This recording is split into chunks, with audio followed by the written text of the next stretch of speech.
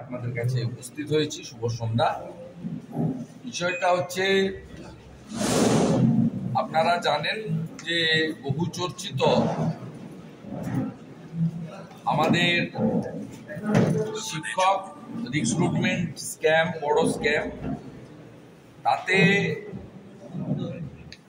2022 সালে তদানীন্তন বিচারপতি অভিজিৎ গাঙ্গুলি মহোদয় যোগ্য অযোগ্য বাছাই করে দিয়েছিলেন কার্যত। তার রায়কে এই দাম্ভিক অহংকারী মুখ্যমন্ত্রী বা তার সরকার মানেননি।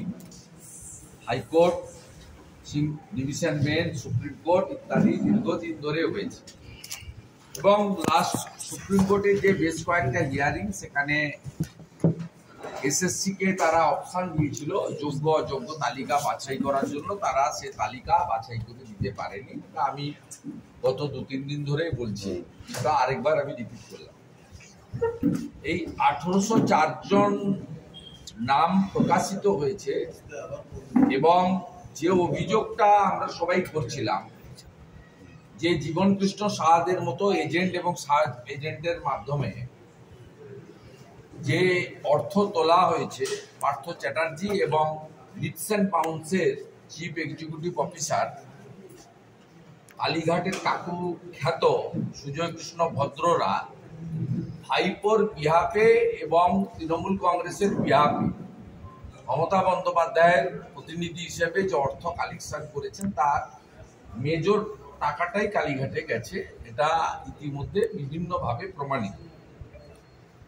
আর একটা অংশ আমরা বলেছিলাম যে তৃণমূল কংগ্রেসের সর্বভৌম নেতারা,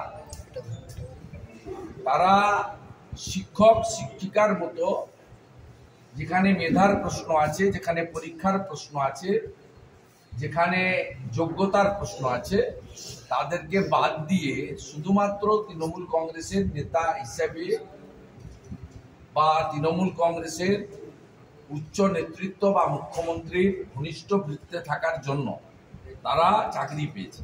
ইতিমধ্যে এই অসম্পূর্ণ তালিকাতেও যা নাম এসেছে, তাদের মধ্যে উল্লেখযোগ্য উত্তর দিনাজপুরের চোপড়ার বিধায়ক হামিদুর রহমানের মেয়ে রোশনারা বেগম, পরেশ অধিকারীর প্রাক্তন মন্ত্রী পরেশ অধিকারীর মেয়ে অঙ্কিতা অধিকারী, বিংলার জলচকের তৃণমূলের অঞ্চল সভাপতি অজয় মাঝি, রাজপুর সোনারপুরের তৃণমূল কাউন্সিলর কুহেলি ঘোষ, হিঙ্গলগঞ্জের তৃণমূল কংগ্রেসের সভানেত্রী প্রাক্তন সভানেত্রী ব্লকের প্রিয়াঙ্কা মণ্ডল, হুগলি জেলা পরিষদের গতবারের শিক্ষা কর্মাধ্যক্ষা সাইনা সুলতানা, তৃণমূল বিধায়ক তথা শাসক দলের মুখ্য সচেতক নির্মল ঘোষের বৌমা স্বপ্না ঘোষ, হুগলির প্রাক্তন জেলা পরিষদ সদস্য বিবাস মালিকের স্ত্রী সন্তোষী মালিক, খানাকুলের তৃণমূল নেতা মইনুল হকের স্ত্রী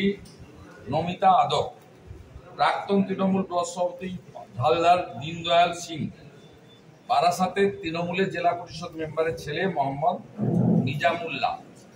এইরকম অসংখ্য নাম আপনারা দেখছেন এসেছে। তার মানে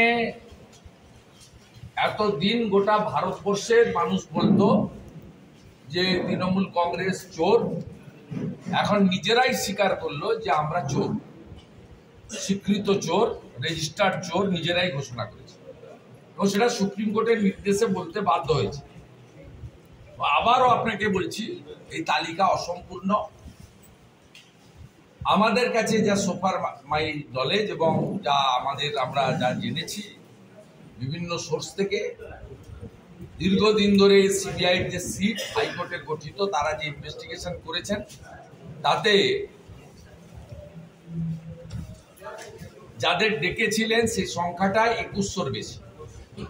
এই 1804 করতে গিয়ে প্রায় 250-300 লোককে বাদ দেওয়া হয়েছে, যার মধ্যে মুখ্যমন্ত্রী এবং অন্য অনেকেরই ঘনিষ্ঠ আত্মীয়দের নাম খুব কেয়ারফুলি বাদ দেওয়া হয়েছে। আমি পিটিশনারদের আবেদন করব, এই 1804 জনের তালিকা সুপ্রিম কোর্টে গিয়ে তারা অবিলম্বে দ্বারস্থ হন যে সিবিআই এর কাছ থেকে ক্রস চেকিং করার জন্য, যে এই তালিকাটা সম্পূর্ণ তালিকা না অসম্পূর্ণ তালিকা। কারণ লাস্ট অর্ডারে সুপ্রিম কোর্ট পরিষ্কার বলে দিয়েছে, একজনও যদি অবৈধ লোককে আপনারা 7 তারিখের সম্ভাব্য পরীক্ষাতে বসার সুযোগ দেন, তাহলে আমরা কিন্তু সিবিআই তদন্তের নির্দেশ দেব এবং কড়া ব্যবস্থা নেব।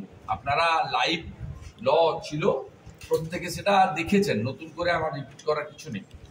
তাই আমি পিটিশনারদের কাছে আবেদন করব, তাদের লয়ারদের কাছে আবেদন করব যে তারা যেন অবিলম্বে কাল পরশুর মধ্যে এই 1800 তালিকা নিয়ে এই তালিকা সুপ্রিম কোর্ট থেকে দ্রুততার সঙ্গে সিবিআই এর কাছে পাঠিয়ে, যাতে এই তালিকাটাকে ক্রস চেকিং, এসএসসির যে তালিকাটা সত্যিকারে কমপ্লিটেড তালিকা না ইনকমপ্লিটেড তালিকা, পার্সিয়াল তালিকা, এই সত্যটা সামনে আনা দরকার রয়েছে। কারণ এর সঙ্গে মাননীয় মুখ্যমন্ত্রী নিজে যুক্ত।